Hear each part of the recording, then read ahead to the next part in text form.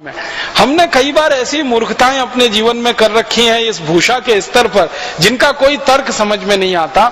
जैसे बहुत भारतवासियों को मैंने देखा है मोजे पहन के घूमते रहते हैं जूतों में। अब जूते वैसे ही बहुत गर्म हैं, उसमें मोजे और डाल लिया आपने। अब ये पांव जो होता है ना, नीचे का हिस्सा, अगर आप फिजियोलॉजी एनाटॉमी की बात करेंगे और उसको पढ़ेंगे और सामान्य भाषा में समझने की कोशिश करेंगे, ये अक्सर खुला हुआ रहना चाहिए ताजा हवा के लिए। लेकिन हमने एक तो जूते डाल लिए, जूते के ऊपर और मोजे चढ़ा लिए, तो मोजे के अंदर पसीना भरता रहता है और जूतों के कारण वो और ज्यादा बढ़ता रहता है, तो मोजों में इतनी तेज बदबू आती है। अक्सर लोगों को मैंने देखा है घर में जाके जैसे ही जूते उतारते हैं तो मोजे की बदबू घर के बाहर तक चली जाती है। पूरा घर जो है वो मोजे की बदबू से भरा हुआ रहता है। फिर उन मोजों को बंद करके अलमारी में और रख देते हैं तो बाकी सारे के सारे कपड़े भी बदबूदार हो जाते हैं। अब उन लोगों को कहो कि भाई ये मोजे की जरूरत भारत में नहीं है, ये यूरोप में है, इंग्लैंड में है, कनाडा में है, अमेरिका में है, क्योंकि बर्फ पड़ती है। आपको मालूम है साल में 6 महीने बर्फ पड़ती है ये यूरोप और अमेरिका वाले एरिया में। कुछ कुछ क्षेत्र में तो 8 महीने तक बर्फ पड़ती है। तो ज्यादा बर्फ पड़े तो पांव एकदम गलने लगते हैं, तो ऐसी स्थिति में मोजे और जूतों की जरूरत पड़ती है।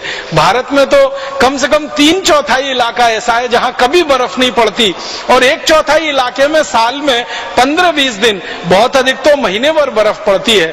तो उतने दिन के लिए अगर वो लोग मोजे पहने जो 1/4 इलाका भारत का बर्फ वाला है, उनको ही बात तो समझ में आती है। पूरे भारतवासी मोजे पहन के घूमते रहते हैं, भरी गर्मी में मोजे पहने रहते हैं, जून की गर्मी में, जुलाई की सड़ी हुई गर्मी में, जब बारिश भी होती है और गर्मी भी पड़ती है और खराब गर्मी होती है।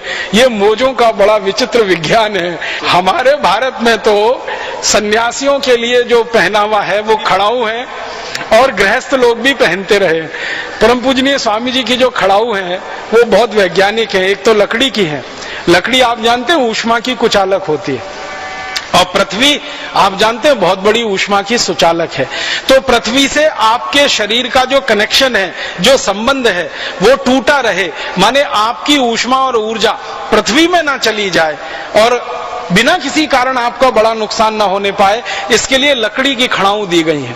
और लकड़ी जो है ऊष्मा की कुचालक होने के कारण पृथ्वी और आपके शरीर के बीच में एक माध्यम बन जाती है ताकि ऊष्मा का, ऊर्जा का, बेकार का प्रवाह पृथ्वी में ना होने पाए। इतने वैज्ञानिक तरीके से ये खड़ाऊ बनती है जिसका उपयोग हजारों साल से इस देश में होता रहा। हमने वो खड़ाऊ छोड़ दी और उस खड़ाऊ को छोड़कर यूरोप और अमेरिका की नकल करने वाले जूते खरीद लिए और उन जूतों में फंस गए मोजे और मोजे में फंस गई बदबू और बदबू में फंस गया पूरा घर और परिवार जो परेशान होता रहता है। राम भी तो खड़ाऊ लेते हैं। हमारे देश में भगवान श्री राम का कहानी देखें, भगवान श्री कृष्ण का देखें, ये सब खड़ाऊ पहनने वाले लोग थे।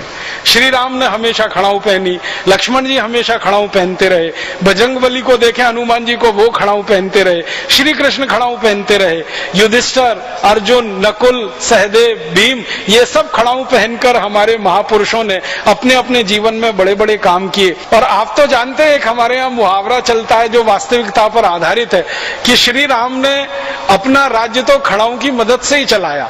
भगवान श्री राम तो गए नहीं गद्दी पर, कुर्सी पर बैठने के लिए, उनकी खड़ाऊ रखी रहती थी कुर्सी और गद्दी पर, उसके द्वारा राज्य चलाया जाता था। तो खड़ाऊ बहुत महत्व की चीज है हमारे देश में। जो खड़ाऊ 14 वर्षों तक किसी राज्य का संचालन कर सकती है और राम राज्य का संचालन कर सकती है, साधारण राज्य नहीं, राम राज्य। राम राज्य में जहां कोई दुखी नहीं है, कोई गरीब नहीं है, कोई भुखमरी का शिकार नहीं है, कोई बेरोजगार नहीं है, जहां अतिवृष्टि नहीं है, जहां अनावृष्टि नहीं है, माने जीवन का कोई दुखी नहीं है, ऐसा राज्य राम राज्य। और वो खड़ाऊ के द्वारा संचालित हुआ हो 14 वर्ष, तो अंदाजा लगा लीजिए खड़ाऊ का कितना बड़ा महत्व रहा होगा इस देश में। और भरत जो श्री राम के अनुज छोटे भाई, जब उनको बुलाने के लिए गए वन में, तो श्री राम ने कहा कि मेरी खड़ाऊ ले जाओ। तो बहुत हर्ष के साथ, खुशी के साथ भरत उन खड़ाऊ को अपने सिर पर रखकर राम राज्य तक लेके आए, माने अयोध्या तक लेके आए। खड़ाऊओं का स्थान सिर में रहा है, हमने अब वो जूते को देना शुरू कर दिया है। क्या हमारी संस्कृति का पतन हुआ है, कहां खड़ाऊ और कहां जूता। तो आप इस जूता संस्कृति से थोड़ा बाहर निकलें। ये सांस्कृतिक पतन है हमारा, जूते का पहनावा। और जूते का पहनावा ऐसा, एक जोड़ी जूता नहीं, दो नहीं, तीन नहीं, चार नहीं, 5, 10, 15, 20, 25, 50 और लोगों को ड्रेस के हिसाब से जूता। हम शायद इस उम्मीद में, इस कल्पना में इसको धारण किए रहते हैं कि इससे हमारा कोई स्टेटस सिंबल बढ़ता है।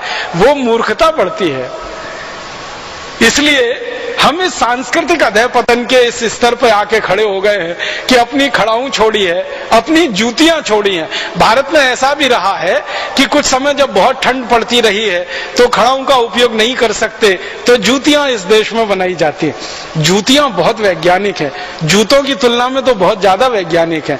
मैंने देखा राजस्थान में, मध्य प्रदेश में, गुजरात में, महाराष्ट्र के कई इलाकों में जूतियां बनती हैं। जूतियां इतनी अद्भुत होती हैं कि सीधे या उल्टे दोनों पैरों में दोनों को पहन सकते हैं, कभी भी बदल सकते हैं, बराबर घिसती हैं। जूते की तरह से नहीं होती। जूते को एक ही पैर में पहना जा सकता है, दूसरे पैर का जूता दूसरे पैर में नहीं आता। इसका माने जूतियां जूतों से श्रेष्ठ हैं क्योंकि वो भारतीय और स्वदेशी उत्पादन का निशानी है, और जूता ये विदेशी उत्पादन की निशानी है। चमड़े की से बनती। और वैसे भी जूता जो है ना बहुत खराब ये माना जाता है हमारे यहाँ धार्मिक रूप से कि वो मरे हुए जानवरों की चमड़ी से बनाया जाता है। तो और हमारे यहाँ जूतियां जो बनती रही हैं वो स्वाभाविक मृत्यु से जो जानवर मरते हैं उनके चमड़े की ही जूतियां बनती हैं। लेकिन जूते बनाने के लिए जानवरों को कत्ल करना पड़ता है, मारना पड़ता है बेमौत समय से पहले, तब जाके वो कुर्म बनता है, उससे जूता बन पाता है। तो ये जूते में हम फंस गए। ये विदेशी माने एक तरह से अंधानुकरण, पश्चिमी अंधानुकरण या अंग्रेजी अंधानुकरण की दूसरी